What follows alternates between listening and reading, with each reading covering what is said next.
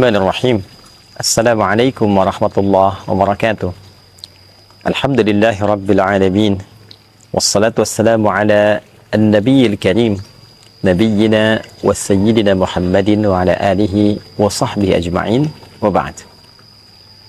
Saudara-saudariku sebangsa setanah air, shaimin dan shaimat, di antara peristiwa teragung dan istimewa yang berlangsung di bulan Ramadan adalah peristiwa diturunkannya Al-Quran kepada Nabi Muhammad SAW sebagai wahyu utama.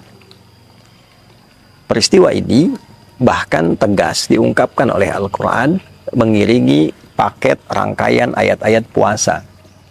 Bila kita baca paket rangkaian ayat puasa ini, kita temukan dari ayat 183, 184, 185, 186, dan 187 di surah Al-Baqarah, surah kedua dalam urutan mushaf Al-Quran.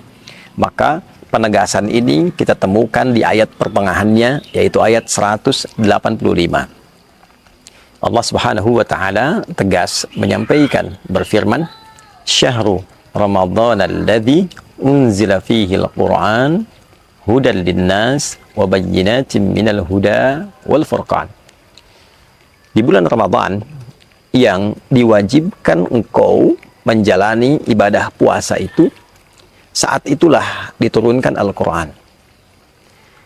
Al-Quran diturunkan bukan sekedar menjadi kitab bacaan, untuk sekedar kita tilawahi, kita baca, kemudian kita lantunkan dalam keseharian.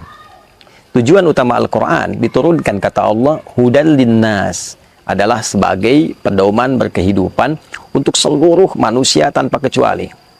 Wa bayyinatin minal huda, dan penjelas dari pedoman itu.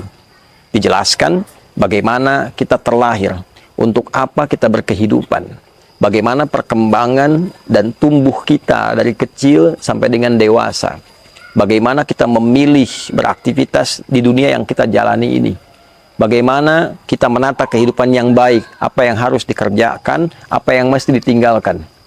Bagaimana kita menjalani hidup sampai ke ujung wafat kita meninggalkan dunia. Peristiwa apa yang terjadi dalam konteks kita meninggalkan dunia ini saat sakaratul maut.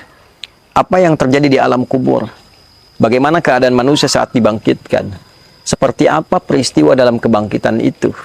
Bagaimana dan kapan serta di mana manusia dikumpulkan setelah kebangkitan, hingga pada puncaknya adalah penghisaban dan penentuan apakah mendapatkan ridha dan rahmat Allah dengan surga itu, ataukah bertempat di tempat hukuman yang kita kenal dengan neraka itu. Itulah Al-Quran. Jadi saat kita diperkenalkan oleh Allah dengan Al-Quran, mukjizat teragung yang melekat pada kerasulan Nabi Muhammad SAW, dalam saat yang bersamaan kita diajari tentang cara berkehidupan. Al-Quran bukan sekedar mukjizat. Al-Quran adalah manhaj. Al-Quran adalah pedoman yang mengeluarkan kita dari segala macam kerumitan dan kesulitan hidup, menjadi cahaya yang mengiringi kita pada kemudahan dan kenyamanan dalam berkehidupan. Itulah sebabnya Allah memberikan satu contoh yang menggugah pada diri kita dan mengajak akal kita dalam saat yang bersamaan untuk berpikir. Saat Al-Quran diturunkan di komunitas yang begitu dalam tingkat kriminalitasnya. Semua ragam keburukan nyaris sempurna dilakukan pada komunitas dimaksud, sehingga disebutlah masyarakat ini dengan nama jahiliyah. Perampokan, perzinaan, mabuk, pembunuhan, tipu-menipu, pembegalan, komplit terjadi di lingkup masyarakat ini. Lantas apa yang terjadi? Allah tidak mengembalikan tongkatnya Musa alaihissalam kepada Nabi Muhammad SAW, atau menitipkan mukjizatnya Nabi Isa alaihissalam pada Nabi Muhammad SAW. Namun Allah Subhanahu wa Ta'ala mengirimkan satu pedoman tata cara berkehidupan yang elegan, yang ideal, sehingga mampu merubah tatanan masyarakat yang berada di titik nadir keburukan itu, berubah menjadi contoh teladan pada masyarakat terbaik yang pernah hidup di muka bumi. Jahiliyah berubah menjadi khair ummah. Diturunkan Al-Quran menjadikan hati yang keras dan kasar menjadi lembut dan begitu baik. Pencuri berubah menjadi orang yang sangat dihormati. Orang yang rakus berubah menjadi orang yang begitu dermawan.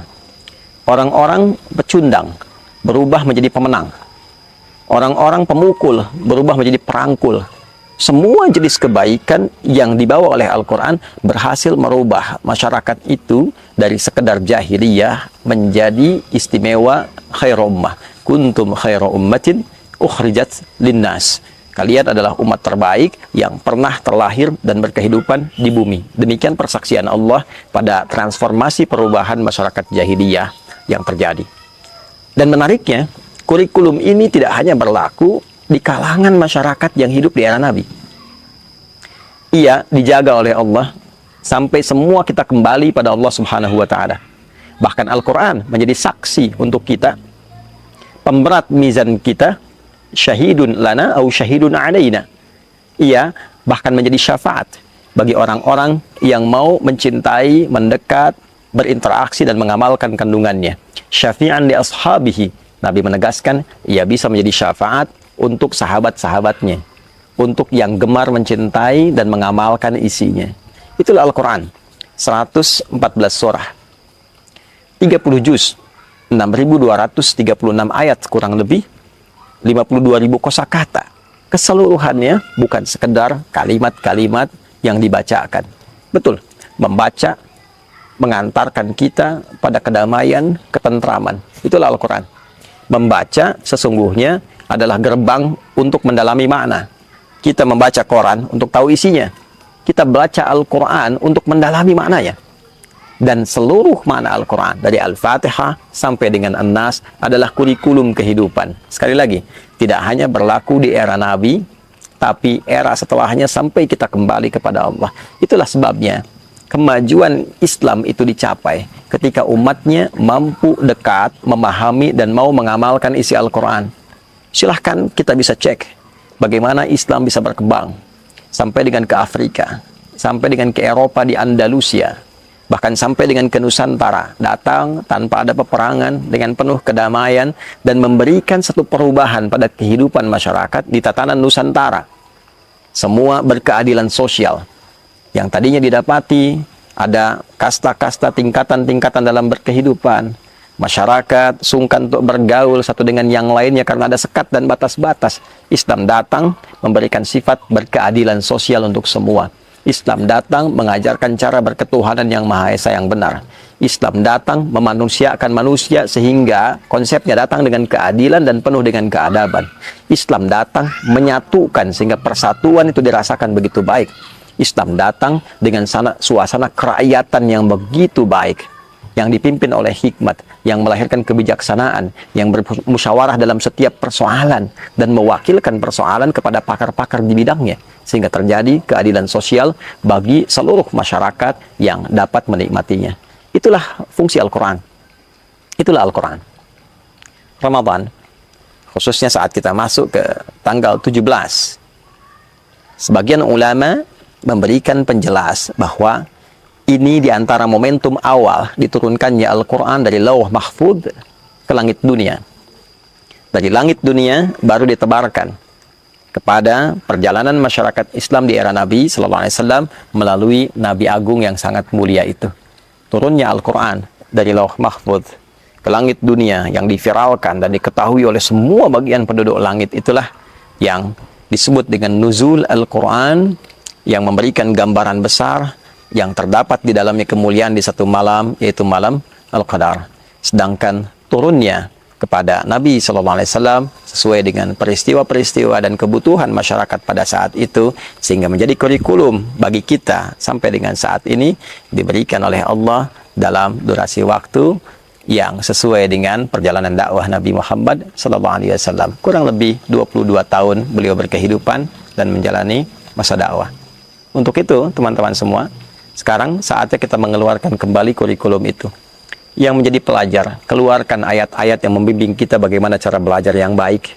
Tidak mudah lupa, memahami dengan benar, mengamalkan apa yang kita pahami dan diimplementasikan dalam kehidupan berbangsa bernegara.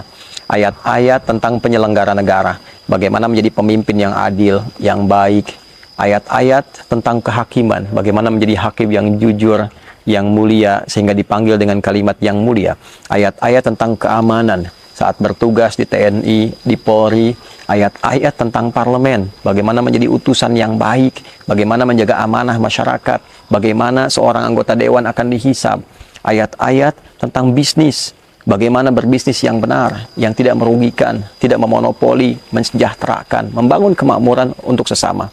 Ayat-ayat tentang kerakyatan, bagaimana menjadi rakyat yang baik, bagaimana menjadi rakyat yang kompak, bagaimana menjadi rakyat yang akur, yang bersatu, terjauh dari perpecahan. Ayat-ayat yang membimbing para ustadz, para agamawan untuk menjadi pencerah, menghindari diri dari berbagai tipu daya tarikan dunia, bukan menjual diri, menjual ayat-ayat demi kepentingan-kepentingan materi. Semua tuntunan itu mengantarkan kita pada kesejahteraan dan kemakmuran bersama. Itulah Al-Quran. Saatnya untuk merenung kembali, saatnya untuk berinteraksi dengan serius dan mengamalkan isinya. Setidaknya kita bisa amalkan di tempat yang kita cintai ini, di negara yang kita pijak, negara Kesatuan Republik Indonesia. Semoga Allah memberikan hidayah kepada kita. Semoga Allah menjadikan kita bagian dari ahli Al-Quran yang diterangi di dunia, diberikan cahaya di alam kubur, dan mendapat syafaat saat di akhirat kelak. Allahumma ja'alna min ahli Al-Quran waj'alil Qur'ana sahiban lana fid dunya nuran lana fil qubur wa syafi'an lana fil akhirati ya arhamar rahimin. Rabbana atina fid dunya hasanah wa fil akhirati hasanah wa qina adzaban nar. Wa sallallahu ala sayyidina Muhammad wa ala alihi wa sahbihi ajma'in. Wa akhiru da'wana subhanakallahumma rabbana wa bihamdika nashhadu an la ilaha illa anta nastaghfiruka wa natubu ilaik. Walhamdulillahi rabbil alamin.